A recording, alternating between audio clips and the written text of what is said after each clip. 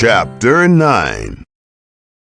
But there shall be no more gloom for her who was in anguish. In the former time he brought into contempt the land of Zebulun and the land of Naphtali. But in the latter time he has made it glorious by the way of the sea, beyond the Jordan, Galilee of the nations. The people who walked in darkness have seen a great light. Those who lived in the land of the shadow of death, on them the light has shined. You have multiplied the nation. You have increased their joy. They rejoice before you according to the joy in harvest, as men rejoice when they divide the plunder. For the yoke of his burden and the staff of his shoulder, the rod of his oppressor, you have broken as in the day of Midian. For all the armor of the armed man in the noisy battle, and the garments rolled in blood, will be for burning, fuel for the fire. For to us a child is born, to us a son is given, and the government will be on his shoulders. His name will be called Wonderful, Counselor, Mighty God, Everlasting Father, Prince of Peace. Of the increase of his government and of peace there shall be no end. On David's throne and on his kingdom, to establish it and to uphold it with justice and with righteousness, from that time on, even forever. The zeal of Yahweh of armies will perform this. The Lord sent a word into Jacob, and it falls on Israel.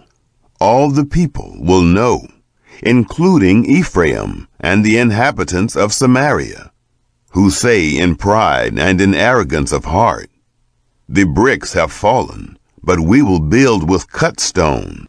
The sycamore fig trees have been cut down, but we will put cedars in their place. Therefore Yahweh will set up on high against him the adversaries of reason, and will stir up his enemies, the Syrians in front, and the Philistines behind, and they will devour Israel with open mouth. For all this, his anger is not turned away, but his hand is stretched out still. Yet the people have not turned to him who struck him, neither have they sought Yahweh of armies. Therefore Yahweh will cut off from Israel head and tail, palm branch and reed in one day. The elder and the honorable man is the head, and the prophet who teaches lies is the tail. For those who lead this people lead them astray, and those who are led by them are destroyed. Therefore the Lord will not rejoice over their young men, neither will he have compassion on their fatherless and widows. For everyone is profane and an evildoer, and every mouth speaks folly. For all this his anger is not turned away, but his hand is stretched out still. For wickedness burns like a fire. It devours the briars and thorns. Yes, it kindles in the thickets of the forest, and they roll upward in a column of smoke. Through Yahweh of armies' wrath, the land is burned up, and the people are the fuel for the fire. No one spares his brother. One will devour on the right hand and be hungry, and he will eat on the left hand, and they will not be satisfied. Everyone will eat the flesh of his own arm. Manasseh, Ephraim, and Ephraim, Manasseh, and they together shall be against Judah. For all this, his anger is not turned away, but his hand is stretched out still. Chapter 10. Woe to those who decree unrighteous decrees, and to the writers who write oppressive decrees, to deprive the needy from justice, and to rob the poor among my people of their rights, that widows may be their plunder, and that they may make the fatherless their prey. What will you do in the day of visitation, and in the desolation which will come from afar? To whom will you flee for help? Where will you leave your wealth? They will only bow down under the prisoners, and will fall under the slain.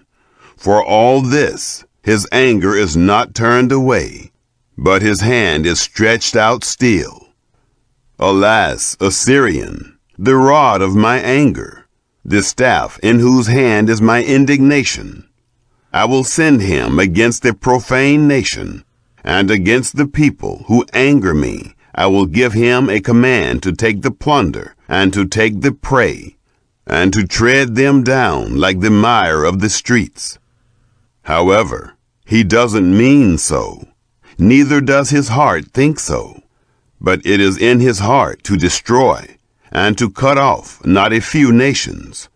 For he says, aren't all of my princes kings? Isn't Calno like Carchemish? Isn't Hamath like Arpad? Isn't Samaria like Damascus? As my hand has found the kingdoms of the idols, whose engraved images exceeded those of Jerusalem and of Samaria, shall I not, as I have done to Samaria and her idols, so do to Jerusalem and her idols? Therefore it will happen that, when the Lord has performed his whole work on Mount Zion and on Jerusalem, I will punish the fruit of the willful proud heart of the king of Assyria, and the insolence of his arrogant looks. For he has said, by the strength of my hand I have done it, and by my wisdom, for I have understanding, and I have removed the boundaries of the peoples, and have robbed their treasures. Like a valiant man I have brought down their rulers. My hand has found the riches of the peoples like a nest, and like one gathers eggs that are abandoned. I have gathered all the earth.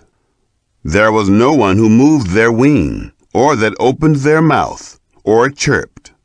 Should an axe brag against him who chops with it? Should a saw exalt itself above him who saws with it?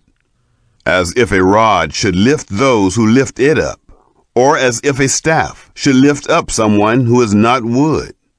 Therefore the Lord, Yahweh of armies, will send among his fat ones leanness, and under his glory a burning will be kindled like the burning of fire. The light of Israel will be for a fire, and his Holy One for a flame, and it will burn and devour his thorns and his briars in one day. He will consume the glory of his forest and of his fruitful field, both soul and body. It will be as when a standard-bearer faints. The remnant of the trees of his forest shall be few, so that a child could write their number. It will come to pass in that day that the remnant of Israel and those who have escaped from the house of Jacob will no more again lean on him who struck them, but shall lean on Yahweh, the Holy One of Israel, in truth. A remnant will return, even the remnant of Jacob, to the mighty God. For though your people, Israel, are like the sand of the sea, only a remnant of them will return. A destruction is determined, overflowing with righteousness. For the Lord, Yahweh of armies, will make a full end, and that determined throughout all the earth. Therefore the Lord, Yahweh of armies, says, my people who dwell in Zion, don't be afraid of the Assyrian, though he strike you with the rod, and lift up his staff against you, as Egypt did. For yet a very little while, and the indignation against you will be accomplished, and my anger will be directed to his destruction. Yahweh of armies will stir up a scourge against him, as in the slaughter of Midian at the rock of Oreb. His rod will be over the sea, and he will lift it up, like he did against Egypt. It will happen in that day that his burden will depart from off your shoulder, and his yoke from off your neck, and the yoke shall be destroyed because of the anointing oil. He has come to Ayath. He has passed through Migron. At Michmash he stores his baggage. They have gone over the pass. They have taken up their lodging at Geba. Ramah trembles. Gibeah of Saul has fled. Cry aloud with your voice, daughter of Gallim. Listen, Laishah, you poor Anathoth. Madmenah is a fugitive. The inhabitants of Gebim flee for safety. This very day he will halt at Nob. He shakes his hand at the mountain of the daughter of Zion, the hill of Jerusalem. Behold, the Lord, Yahweh of armies, will lop the boughs with terror. The tall will be cut down, and the lofty will be brought low. He will cut down the thickets of the forest with iron, and Lebanon will fall by the mighty one. Chapter 11. A shoot will come out of the stock of Jesse, and a branch out of his roots will bear fruit. Yahweh's spirit will rest on him, the spirit of wisdom and understanding, the spirit of counsel and might, the spirit of knowledge and of the fear of Yahweh. His delight will be in the fear of Yahweh. He will not judge by the sight of his eyes, neither decide by the hearing of his ears.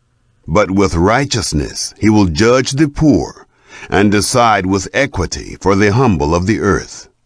He will strike the earth with the rod of his mouth, and with the breath of his lips he will kill the wicked. Righteousness will be the belt of his waist, and faithfulness the belt of his loins.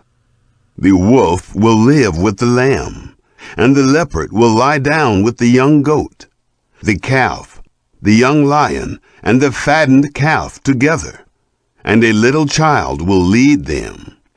The cow and the bear will graze, their young ones will lie down together. The lion will eat straw like the ox. The nursing child will play near a cobra's hole, and the weaned child will put his hand on the viper's den. They will not hurt nor destroy in all my holy mountain, for the earth will be full of the knowledge of Yahweh, as the waters cover the sea. It will happen in that day that the nations will seek the root of Jesse, who stands as a banner of the peoples, and his resting place will be glorious. It will happen in that day that the Lord will set his hand again the second time to recover the remnant that is left of his people from Assyria, from Egypt, from Pathros, from Cush, from Elam, from Shinar, from Hamath, and from the islands of the sea. He will set up a banner for the nations, and will assemble the outcasts of Israel, and gather together the dispersed of Judah from the four corners of the earth. The envy also of Ephraim will depart, and those who persecute Judah will be cut off. Ephraim won't envy Judah, and Judah won't persecute Ephraim. They will fly down on the shoulders of the Philistines on the west. Together they will plunder the children of the east. They will extend their power over Edom and Moab, and the children of Ammon will obey them. Yahweh will utterly destroy the tongue of the Egyptian sea, and with his scorching wind he will wave his hand over the river, and will split it into 7 streams, and cause men to march over in sandals. There will be a highway for the remnant that is left of his people from Assyria, like there was for Israel in the day that he came up out of the land of Egypt. Chapter 12. In that day you will say, I will give thanks to you, Yahweh, for though you were angry with me, your anger has turned away, and you comfort me. Behold, God is my salvation. I will trust and will not be afraid, For Yahweh is my strength and song, and he has become my salvation. Therefore, with joy you will draw water out of the wells of salvation. In that day you will say, give thanks to Yahweh, call on his name, declare his doings among the peoples, proclaim that his name is exalted. Sing to Yahweh, for he has done excellent things. Let this be known in all the earth. Cry aloud and shout, you inhabitant of Zion, for the Holy One of Israel is great among you. Chapter 13. The burden of Babylon, which Isaiah the son of Amoz saw. Set up a banner on the bare mountain. Lift up your voice to them. Wave your hand, that they may go into the gates of the nobles. I have commanded my consecrated ones. Yes, I have called my mighty men for my anger, even my proudly exulting ones. The noise of a multitude is in the mountains, as of a great people. The noise of an uproar of the kingdoms of the nations gathered together. Yahweh of armies is mustering the army for the battle. They come from a far country, from the uttermost part of heaven, even Yahweh and the weapons of his indignation, to destroy the whole land. Well, for the day of Yahweh is at hand. It will come as destruction from the Almighty. Therefore, all hands will be feeble, and everyone's heart will melt. They will be dismayed. Pangs and sorrows will seize them. They will be in pain like a woman in labor. They will look in amazement one at another. Their faces will be faces of flame. Behold, the day of Yahweh comes, cruel, with wrath and fierce anger, to make the land a desolation, and to destroy its sinners out of it. For the stars of the sky and its constellations will not give their light. The sun will be darkened in its going out, and the moon will not cause its light to shine. I will punish the world for their evil, and the wicked for their iniquity. I will cause the arrogance of the proud to cease, and will humble the arrogance of the terrible. I will make people more rare than fine gold, even a person than the pure gold of Ophir. Therefore, I will make the heavens tremble, and the earth will be shaken out of its place, in Yahweh of armies' wrath, and in the day of his fierce anger. It will happen that like a hunted gazelle, and like sheep that no one gathers, they will each turn to their own people, and will each flee to their own land. Everyone who is found will be thrust through. Everyone who is captured will fall by the sword. Their infants also will be dashed in pieces before their eyes. Their houses will be ransacked, and their wives raped. Behold, I will stir up the Medes against them, who will not value silver, and as for gold, they will not delight in it. Their bows will dash the young men in pieces, and they shall have no pity on the fruit of the womb. Their eyes will not spare children. Babylon, the glory of kingdoms, the beauty of the Chaldeans' pride, will be like when God overthrew Sodom and Gomorrah. It will never be inhabited, neither will it be lived in from generation to generation. The Arabian will not pitch a tent there, neither will shepherds make their flocks lie down there. But wild animals of the desert will lie there, and their houses will be full of jackals. Ostriches will dwell there, and wild goats will frolic there. Wolves will cry in their fortresses, and jackals in the pleasant palaces. Her time is near to come, and her days will not be prolonged.